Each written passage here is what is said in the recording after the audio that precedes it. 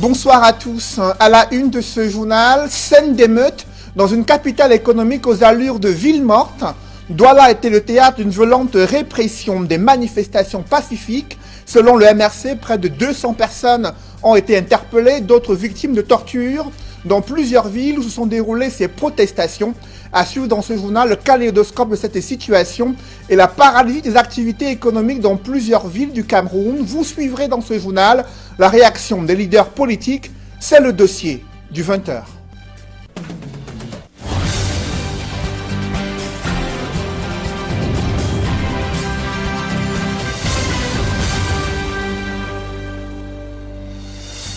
Merci de suivre cette édition complète de l'information sur Equinox Télévision. Ce mardi 22 septembre, aux premières heures de la matinée, des Camerounais ont observé un décor inhabituel dans les artères des principales villes du Cameroun. D'abord à Douala, où un dispositif impressionnant de sécurité a été mobilisé. Les populations se sont réveillées avec des véhicules anti-émeutes presque à leur porte et les forces de l'ordre et forces anti-émeutes déployées dans les grands carrefours, dispositifs dissuasifs en prélude aux marches programmées durant cette journée du 22 septembre. On voit tout cela dans ce reportage que signe Sylvestre Hippolyte Zangao. Situation plutôt calme en ce début de matinée ici au carrefour école publique d'Eido, l'un des points chauds d'habitude de la ville de Douala, capitale économique du Cameroun. Mais on le remarque depuis les premières heures de cette matinée, l'envahissement de ce carrefour école publique d'Eido par les forces de sécurité. On aperçoit d'ailleurs un pick-up juste derrière nous de la gendarmerie nationale avec un véhicule d'habitude réquisitionné pour asperger de l'eau tout attroupement lorsque des manifestations ne sont pas autorisées. Il y a également sur ce terrain la présence des éléments du GMI numéro 2 pour quadriller le terrain, paré à toute éventualité pour essayer de disperser quiconque tenterait de passer outre l'interdiction de cet appel à manifestation publique lancé il y a de cela quelques jours par Maurice Kamto et ses partisans. On peut tout de même remarquer que les uns les autres vaquent tranquillement à leurs occupations, même si le carrefour école publique d'Eido n'est pas plein de monde comme d'habitude. Beaucoup de Camerounais de la ville de Douala ont choisi ce matin d'attendre d'abord, d'observer, de voir ce qui va se passer, de regarder Equinox Télévision, de prendre le pouls, de voir l'ambiance peut-être pour se lancer dans leurs activités. Mais c'est une situation plutôt calme, même si on peut voir que de temps à autre, il y a ces sirènes de la gendarmerie nationale qui sonnent comme des signes d'alerte pour tenter de dire à tous ceux qui se prépareraient à descendre sur le terrain pour quelques manifestations que la gendarmerie nationale, la police sont bel et bien sur le terrain, prêts à les disperser. Sur ce théâtre des opérations pour Equinox Télévision, Farel Bounia, Sylvestre Hippolyte Zangao. Malgré un dispositif sécuritaire renforcé dans toutes les artères de la ville de Douala, des militants du MRC et les partisans des forces du changement ont bravé l'interdiction et défié l'autorité administrative.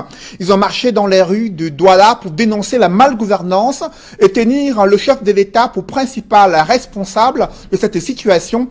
À peine ont-ils scandé des appels à la retraite politique du chef de l'État qu'ils ont essuyé une réponse musclée des forces de l'ordre. Selon nos reporters, une soixantaine de personnes ont été interpellées, parmi lesquelles des civils qui n'avaient rien à voir avec ces manifestations. On fait le point avec Mitterrand Dame et Donald Brice Kamgan.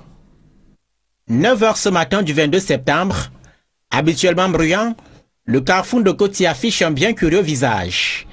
Certes, quelques voitures majoritairement à usage personnel circulent et des mototaxis, mais pas plus. Assez rare pour un jour ouvrable en Dokoti, zone quasi incontournable pour allier les 5 arrondissements de la ville de Douala.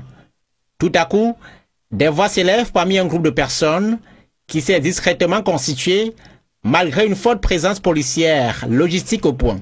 C'est une militante du MRC qui est acclamée par les siens pour sa combativité, entend-on dire.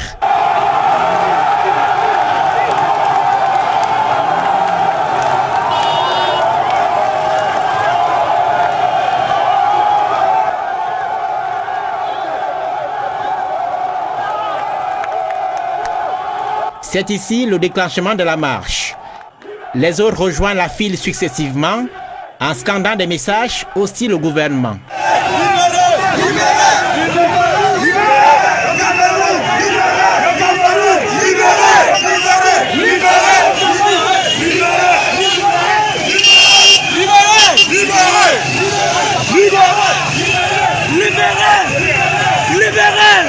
Après avoir fait le trajet Tradex pour le lieu d'Issonel, les manifestants retournent vers le point de départ.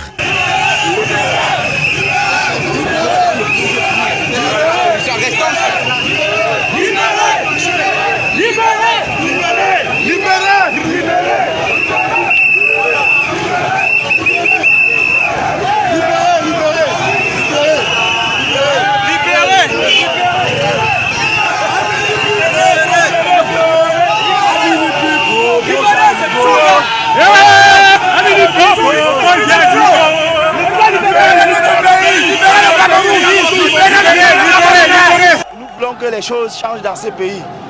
Parce que nous ne pouvons pas vivre 38 ans de règne dans la galère, dans la misère, dans le sang. Et nous voulons que ça change.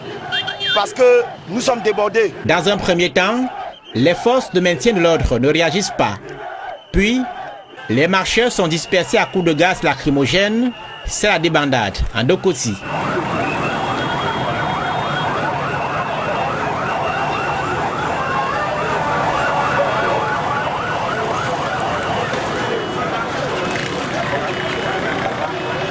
Une trentaine de minutes passent, l'on annonce des échauffourées au lieu du Ange Raphaël, zone estudiantine.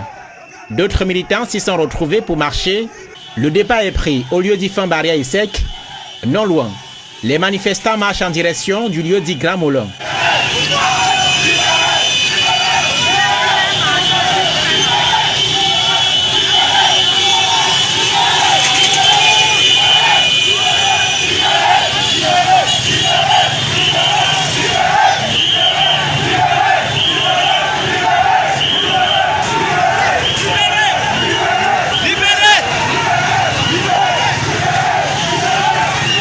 Ici aussi, la police et la gendarmerie sont intervenus en usant de gaz lacrymogène pour déloger les manifestants. Des interpellations sur le coup, au moins une soixantaine de personnes dont des manifestants et des citoyens ordinaires. Une dizaine de blessés, dans des cas graves. Dans la région de l'Ouest, certains hommes en tenue déployés pour le maintien de l'ordre se sont livrés à des abus selon des témoignages de victimes terrorisées à Bafoussam, en plus d'être intimidés du fait du renforcement de la sécurité des populations civiles, déplorent des arrestations arbitraires et des actes de violence. D'autres précisions avec le clerc Sakem. Situation relativement calme dans la ville de Bafoussam ce mardi. Les usagers peu nombreux se disputent la chaussée dans les différents carrefours. Policiers et gendarmes, en tenue ou pas, se tournent les pouces. D'autres font le tour du propriété. Dans certains quartiers de la ville de Bafoussam, les populations sont intimidées, voire même brutalisées. Le matin, mon tuteur m'a appelé de venir prendre les factures de Eneo pour aller payer. Quand j'ai donc payé, je reviens, je constate qu'il y a un trouble devant sa boutique. Le temps de me renseigner qu'est-ce qui se passe ici. Parce que les enfants ont vu la voiture de la gendarmerie, ils ont commencé à fuir. Brutalement, il demande qu'est-ce qui se passe. On me dit que tout à l'heure, on a ramassé un petit qui venait acheter la cigarette. Sans raison, on est parti avec lui. Moi, alors, à mon tour, en posant des questions, c'est la gifle qu'il a reçue d'un gendarme que je suis en train de parler fort au général. J'ai dit, il m'a giflé là une première fois. Même les clients de la boutique ont sursauté que comment on le gifle subitement. Il m'a encore répliqué une deuxième gifle. En voulant me tourner encore, il était derrière moi avec la violence. Ils ont fermé cette boutique. La boutique est là en bas. Ils ont fermé. Je suis comme ça à Bafoussam. Ce que j'ai constaté ce matin, à la vue de tout le monde, nous, on était avisés au départ qu'il devait y avoir marche. Raison pour laquelle on n'a pas pu sortir aujourd'hui. Bon, le matin, aux environs de 8 heures, on a vu la gendarmerie, la police qui faisaient des navettes, part et d'autre. Bon, nous, on sait que quand on voit derrière la gendarmerie ou la police, c'est une protection pour nous. La seule chose que moi j'ai constatée, c'était plutôt la violence. Puisqu'ils sont arrivés au point d'arrêter les gens qui faisaient leurs petits travaux derrière des maisons. Il y a certains qui venaient dans les boutiques acheter leurs choses jusqu'à ce qu'ils ont fermé les boutiques. C'est ce qui m'a surpris. Leur mission était quoi avant qu'ils sont arrivés à ce point. Les gendarmes ont arrêté les gens vraiment innocents devant moi. On était à la maison assis. Quelqu'un était giflé devant la boutique. Si on était au centre-ville, là, on pouvait comprendre à la maison. J'avais dit que même à la maison, on ne doit plus marcher, on ne doit plus rien faire. Situation presque similaire dans les autres villes de la région de l'Ouest. À Tson, les commerces sont restés fermés. La marche en gestation Marché B a été dispersée par la police. Quelques personnes interpellées, dont le communal du MRC, Michel Kefak. À Bafan, la marche a eu lieu. Les 22 personnes interpellées ont été relâchées. Pour l'heure, une soixantaine de personnes interpellées à Bouddha, Bafoussam, Banjoun-Tson est encore dans les mains des hommes en tenue.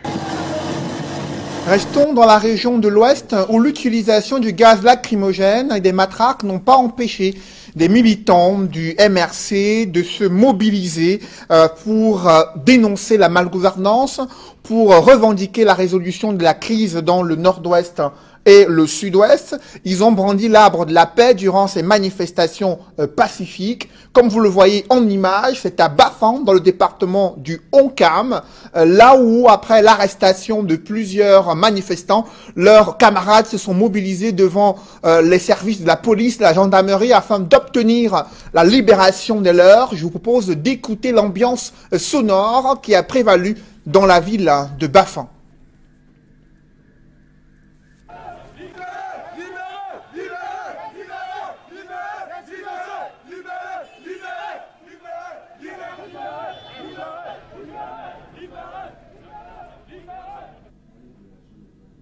À présent, je vous invite à suivre ce reportage concernant la mobilisation des Camerounais à Baham et à Bafan. Ils ont tenu à exprimer leur ras-le-bol face à la situation que vit le Cameroun, situation politique désastreuse selon ces manifestants qui interpellent les pouvoirs publics et le chef de l'État sur la nécessité de résoudre en urgence les maux qui minent le Cameroun et s'expriment dans ce reportage que signe Kediara. Ne bougez pas! Ah, venez, personne ne bouge! Tir de gaz lacrymogène dans la ville de Baham. Les marches pacifiques de ce 22 septembre se sont déroulées sous forte tension dans le village natal du leader du MRC. Ils se sont mobilisés. Oui. Aujourd'hui ou à Chama. Des manifestants qui font front malgré tout, en seul et même slogan dans la bouche. Bolbia va partir! Bolbia doit partir! Bolbia doit partir! À Bafan, toujours dans la région de l'Ouest, le scénario est un tantinet identique. Des hommes et des femmes, pancartes et arbres de la paix à la main, sont dans la rue pour faire valoir leurs droits constitutionnels.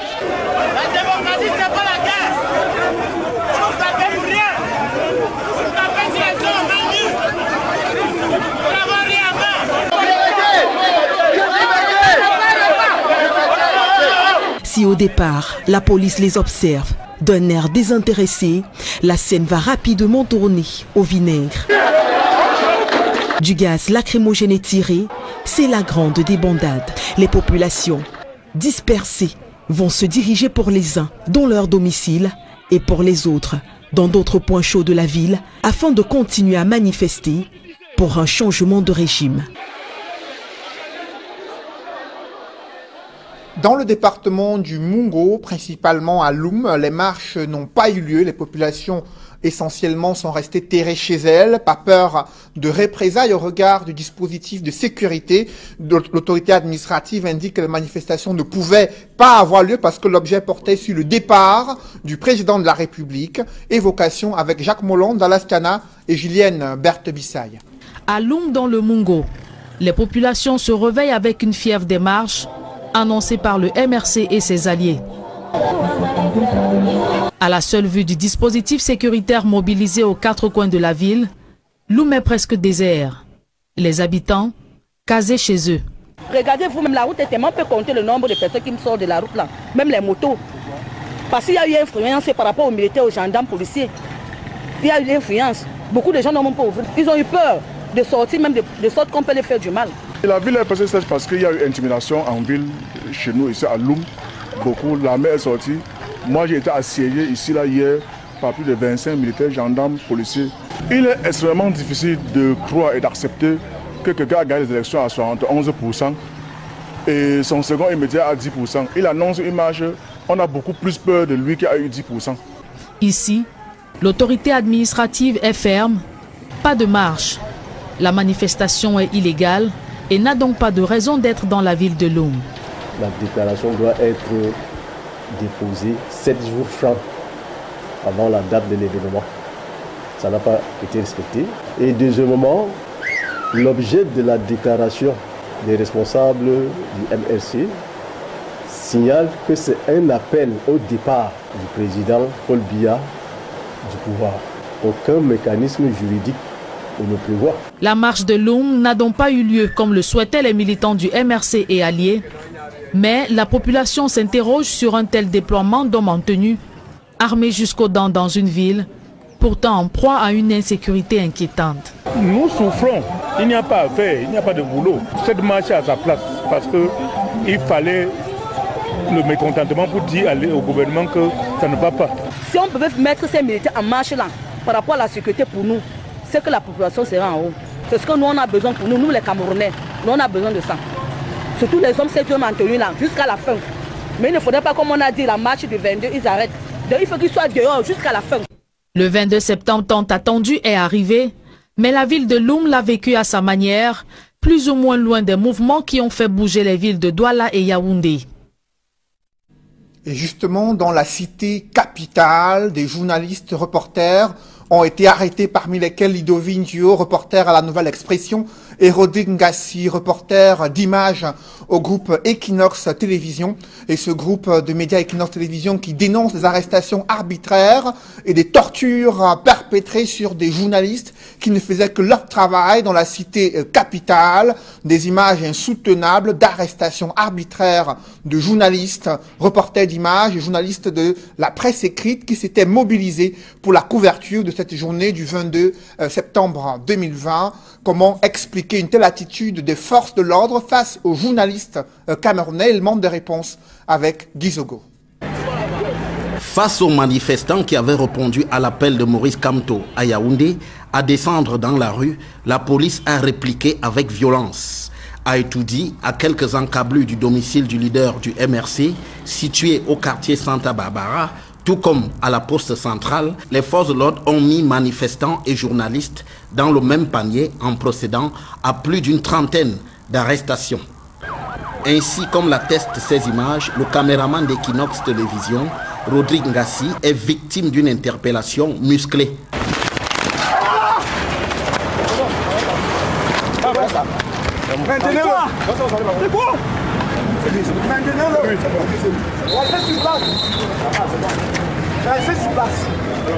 J'étais en train de faire des images. Subitement, quand j'étais en train de rentrer, je vois un policier qui se met à me suivre.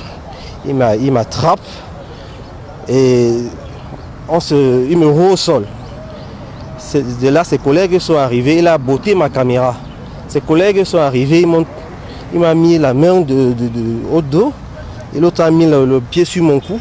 Plus tard, et remis aux éléments du commissariat central numéro 1, il va subir les pires sévices.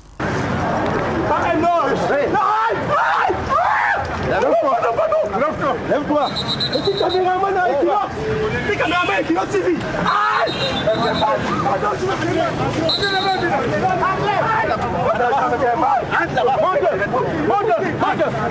Une fois qu'il s'est présenté comme caméraman d'Equinox Télévision, les policiers lui ont laissé entendre qu'il allait subir un traitement spécial, en d'autres termes, être torturé. Tu m'assois ici. Pourquoi? Couche-toi. Couche-toi. Pardon, fais-moi m'asseoir. Assois-toi là.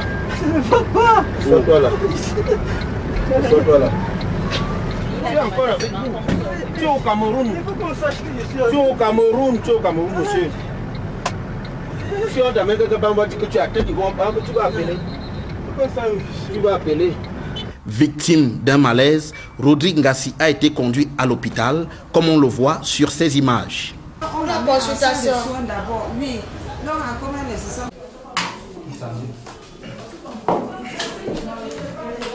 Si Equinox Télévision se réserve le droit d'exercer des poursuites judiciaires contre le commissariat central numéro 1, Rodrigue Ngassi lui rappelle aux policiers de s'en tenir à leur mission. Je demande juste à la police camerounaise d'éviter ce genre de torture sur les journalistes. sur les hommes de médias.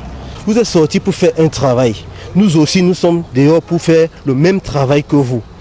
Les journalistes interpellés, dont Polycarpe et Somba de RFI, Lindovine Dio de la Nouvelle Expression et naturellement Rodrigue Ngassi, sont tous libres. Equinox Télévision condamne ces actes de torture à l'encontre des journalistes employés du groupe Equinox Télévision, La Nouvelle Expression, des actes de torture alors qu'ils étaient en plein exercice de leur métier, à savoir collecter et traiter uniquement l'information des actes barbares dénoncés par la direction générale d'Equinox Télévision et toute la rédaction d'Equinox Télévision. Et ces journalistes continueront à rendre compte au-delà de l'image. Revenons à présent sur l'ambiance tout à fait particulière vécue à Dokoti, théâtre de violentes répressions contre ces manifestations. Les activités commerciales ont tourné au ralenti pour la zone réputée pour son désordre urbain. L'on a constaté qu'il y avait très peu de commerçants et vendeurs à la sauvette qui se sont mobilisés. D'aucuns sont restés chez eux redoutant des émeutes, d'autres exprimant leur solidarité silencieuse. Le visage de cette place commerciale dans ce reportage que signe Mitterrandam et Donald Brice Kamga. En temps ordinaire, Dokoti grouille de monde. Mais ce mardi n'a pas été comme les autres. Dès le matin, les vendeurs à la sauvette, très nombreux ici, se comptaient au bout des doigts. Avec la dispersion des manifestants du MRC, les quelques boutiquiers ouverts ont plié bagages. Il marche, non, on va ouvrir comment? Comment ça? Mais c'est les autorités qui demandent de fermer. Oui, ils sont passés, on demande qu'on ferme, qu'on n'ouvre pas. Je suis arrivé, j'ai essayé de poser la table, mais avec la manifestation, n'ont pas pu installer. Moi, je suis rentré, j'étais obligé de rester à côté pour attendre, puisque je ne peux même pas aller à la maison. C'est bloqué un peu partout là, de l'autre côté, on ne peut pas passer parce que la police a envahi, la police tire. Déjà la veille, certains savaient que la journée ne serait pas comme les autres, révèlent des riverains, alors ils ont préféré rester à la maison ou alors sont venus observer la tendance. J'ai ouvert à 7h30, je n'ai pas pu vendre. Hein. En fait, les gens sont sortis timidement. Bon, à l'heure où les choses devaient commencer, parce que la rentrée en elle-même est un peu lente. Alors, je n'ai pas pu vendre. Il est certes vrai, peut-être par manque de clientèle, mais aussi les mouvements, les marches. Je suis venue acheter les fournitures des enfants et puis j'ai trouvé Dokoti vraiment fermé partout. Voilà, je n'arrive pas à rentrer à la maison parce qu'il n'y a pas de voiture, il n'y a rien. J'attends dès que ça va se décanter et puis je rentre. Vendeurs de vêtements, de chaussures ou de vivres, ils étaient rares. Ici, les transporteurs chargent pour Bonabéry dans le 4e arrondissement. Les clients se font attendre en vain. Les conducteurs se tournent les pouces, obligés de garer. Les taxis aussi sont assez rares dans la ville. Les conducteurs qui sont en activité sont aux abois. Peu de personnes sont sorties. Non, je suis en train d'aller garer parce que j'ai consommé tout la plus de paix. Le kilométrage tourne sans avoir les clients. Donc c'est moi qui tourne la pète. Jusqu'à 14 h, les routes sont restées peu bondées dans bon nombre de coins de la ville. Mais certains marchés ont normalement fonctionné dans l'après-midi, comme c'est le cas du marché New Dedo dans le 1er arrondissement, bien qu'en manque de clientèle, déplorent les vendeurs. Toujours dans la capitale économique du Cameroun, le centre commercial est resté presque vide. Les quelques boutiques qui ont ouvert n'ont pas reçu de clients durant toute la matinée et une bonne partie de l'après-midi. Les lieux commerciaux qui grouillaient habituellement de monde sont restés quasi déserts. Les activités ont tourné au ralenti, même au quartier administratif de Douala, où plusieurs usagers ont eu du mal à obtenir des services publics et pour cause, de nombreux agents sont restés à leur domicile, redoutant cette journée du 22 septembre 2020. Évocation avec Gladys Sidier dans ce reportage. Tour de ville. Aqua, boulevard de la Liberté en direction de Bonondjo. Le centre administratif est quasiment désert.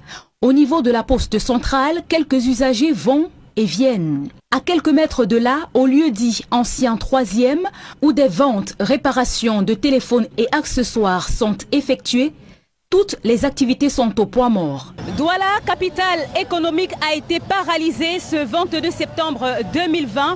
Les activités tournent au ralenti ou alors pratiquement il n'y a pas d'activité. La preuve, nous nous trouvons actuellement au lieu-dit Carrefour Anatole et c'est un vaste champ commercial reconnu dans la ville de Douala. Mais comme vous pouvez le constater, les rues sont pratiquement désertes étant donné que des petits commerces s'installent même parfois en bordure de route. Mais vous pouvez le constater, c'est pratiquement vide aujourd'hui. De nombreuses boutiques sont restées fermées à l'intérieur du marché central de Douala, qu'ici même en bordure de route au lieu-dit Carrefour Anatole.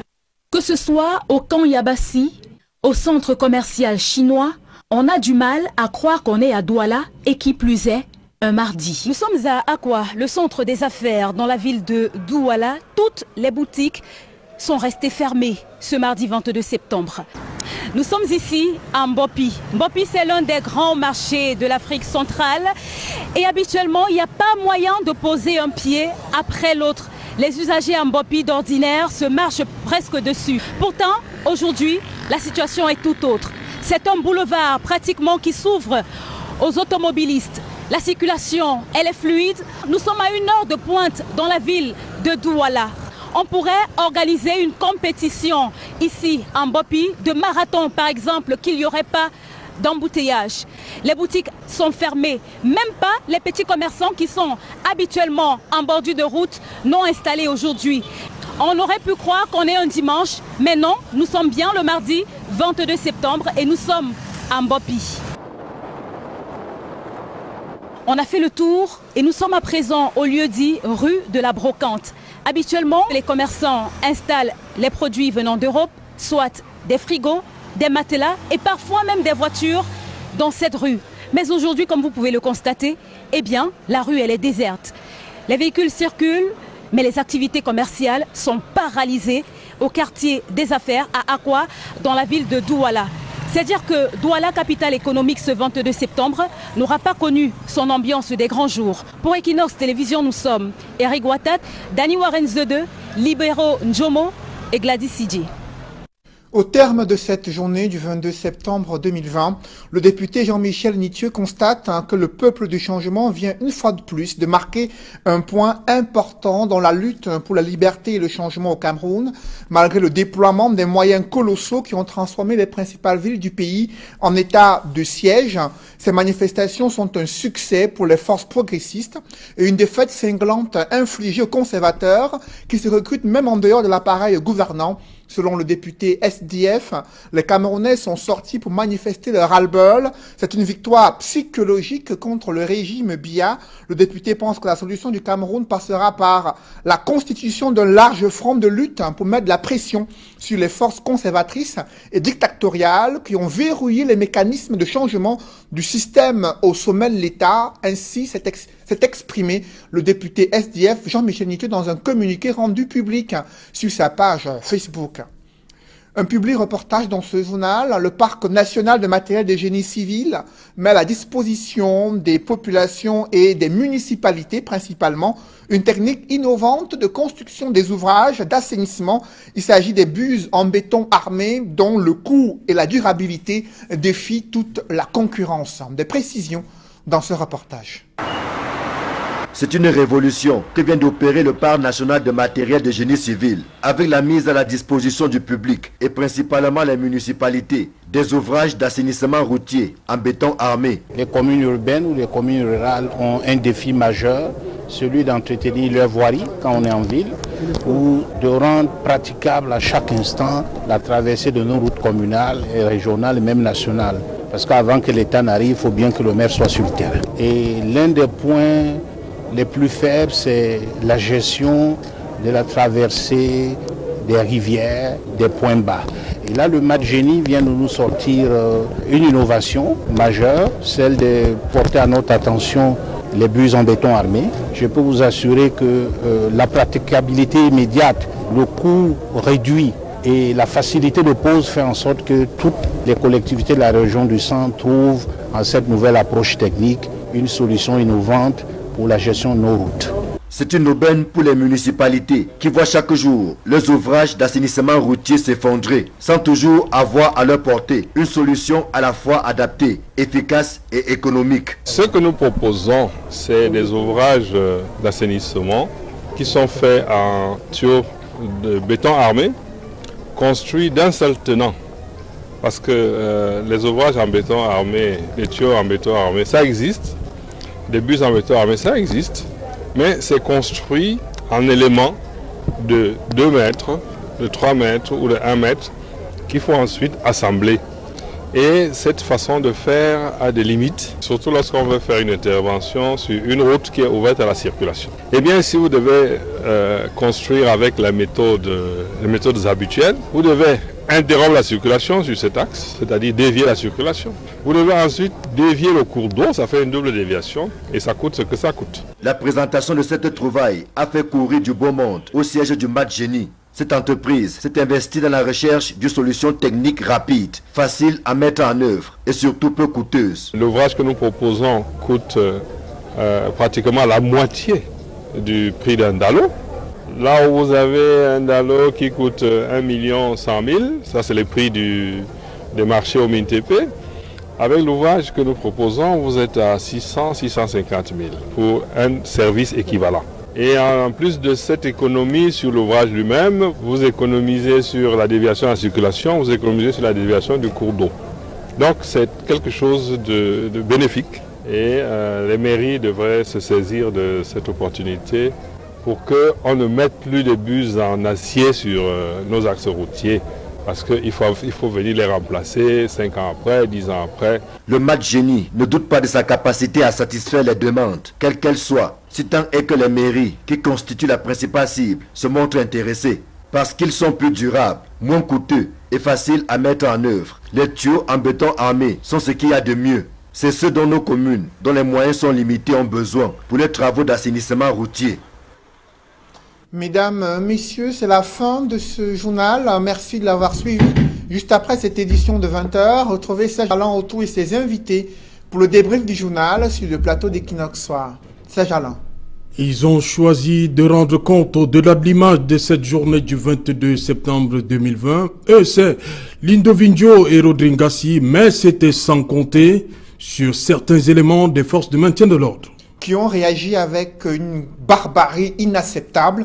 Vous avez vu ces images de Rodringassi complètement déchirés, ses vêtements étaient complètement déchirés. Il a vu sa tension monter, il a risqué un AVC du fait de ces actes de torture infligés entre le lieu de son arrestation arbitraire et le commissariat à Yaoundé. Il a fallu l'intervention énergique de nos collègues du côté de Yaoundé et du président directeur général d'Equinox Télévision pour obtenir sa libération, ensuite son transfert dans un hôpital où un certificat médical doit être établi. Et Equinox, vous l'avez suivi, se réserve le droit de porter plainte contre ces actes qui ont été commis contre un journaliste qui ne faisait que son travail. Le cas de Lindovinjo a également préoccupé la Nouvelle Expression et Equinox Télévision durant toute la journée. Finalement, après multiples pressions, sa libération a été obtenue et la chaîne condamne, la rédaction de la Nouvelle Expression, celle d'Equinox Télévision, condamne ces actes de torture contre des journalistes qui ne faisaient que leur travail, celui de rendre compte au-delà de l'image. Madame, Monsieur, c'est donc l'essentiel Equinox Soir, deuxième partie. Bonne soirée à vous, Cédric. Bonne soirée à vous, Serge Alain. Rendez-vous demain. 20h. Dans un instant, la suite, Equinox Soir.